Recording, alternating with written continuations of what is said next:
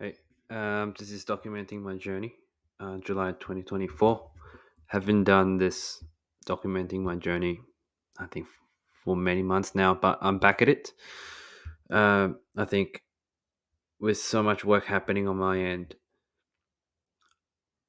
like it's quite hard to come up, set a time to record, but I think it's just discipline.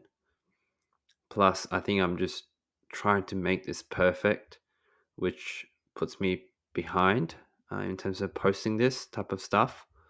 So, what I'm thinking is just creating a very simple presentation. I'm just going to talk about it, and who knows, someone might be watching this and learning from it. Because in life, there's always values um, within the milestones that you achieve. Yeah. So this is an update of what has happened in the last few months. So I was working as a head of growth at a D2C brand in Pair. They're in Australia to sell apparel, um, focusing on more high tech, um, more fabric technology, trying to disrupt the market with this moat. I have left that as I felt like I need to build something for my own, which uh, the brand I'm trying to build is called T-shirt marketing.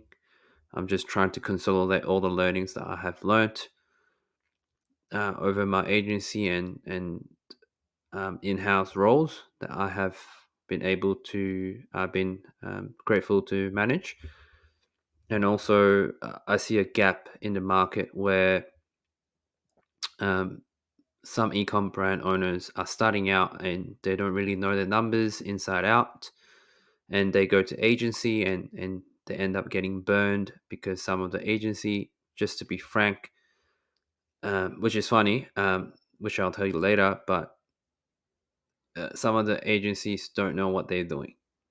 Some of them are new, which is fine, but a combination of a brand owner that doesn't know the numbers, don't know how to scale, and an agency that um, doesn't know the numbers as well, and trying to scale the account is just a nightmare to happen.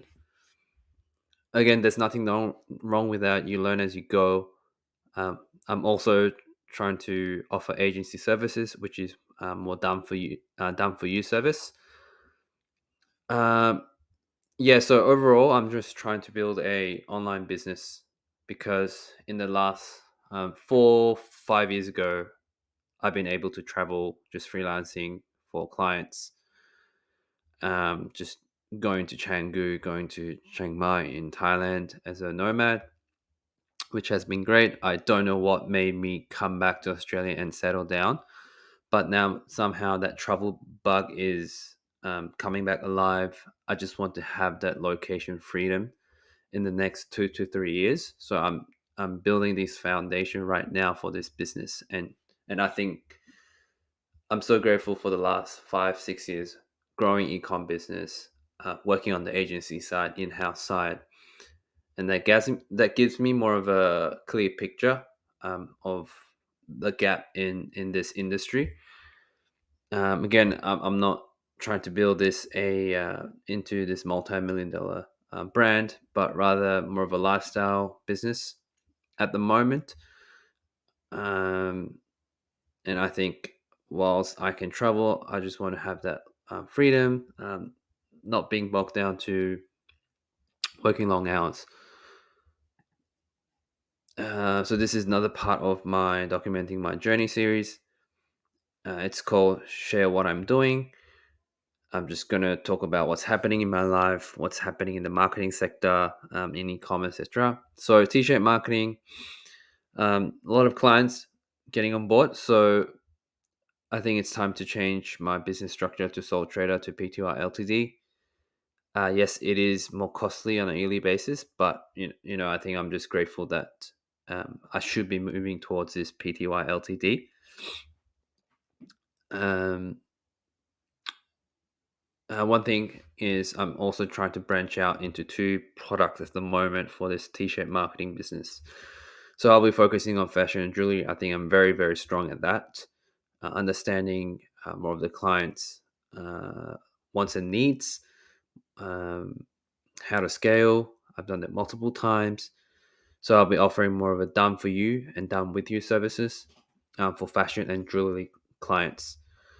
Um, and for the creative testing part, this is the common thing that I see with e-com accounts. The creative testing is not at um, it's being tested very randomly, if that makes sense. So if the account is low, it's not performing well, there'll be a creative test. Everyone would scramble, from designers to videographers to strategists and media buyers. They'll scramble together and come up with a creative.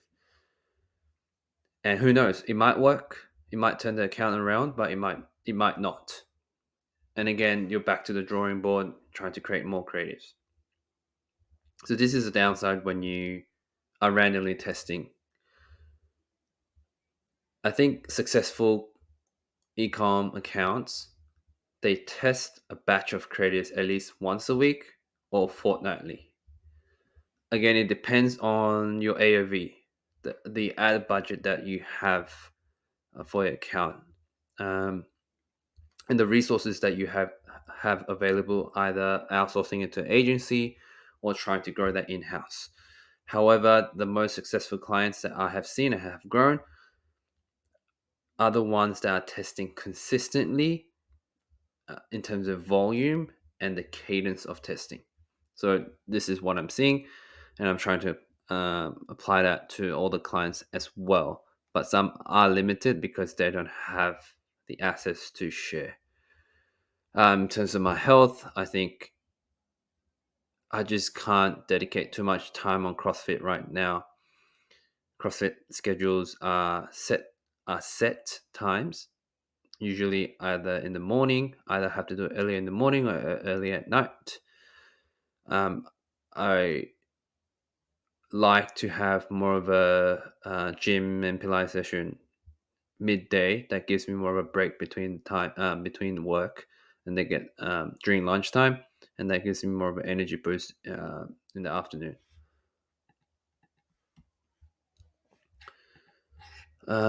A spelling error here. View attribution, something to talk about.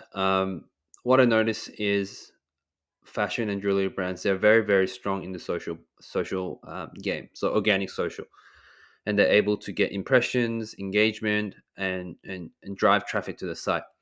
And one thing paid media agencies sometimes forget, that a lot of purchases come through view attribution. If you look through 1 day view, 1 day click, and 7 day click, you'll notice that if your purchase volume, more than 50% of that is coming from view attribution, your paid media agency or your paid media team isn't really getting new customers.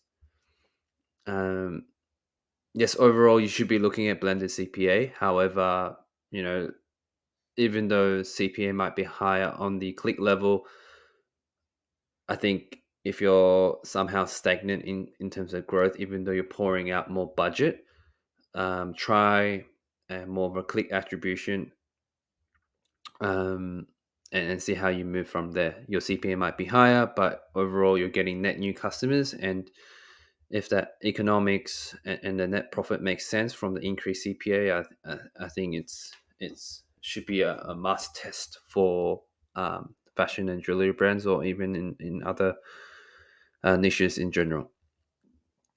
Um, One thing I'm doing also is with the clients, I'm testing different product offerings. I think it's important that in fashion and jewelry, you've got multiple SKUs, and you've definitely going to have an A, B, and C grade stock. But it doesn't mean you should be always testing A grade, because C grade and B grade might not have enough creative push, or not enough brainstorming to push this product. So testing different product offerings is a must for any multi-SKU brands. This week I remember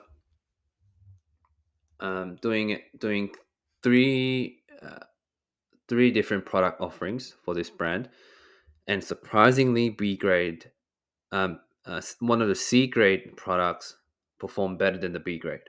I think it was just a lack of execution of pushing this product, and I think the C grade product could become a B or A grade stock. So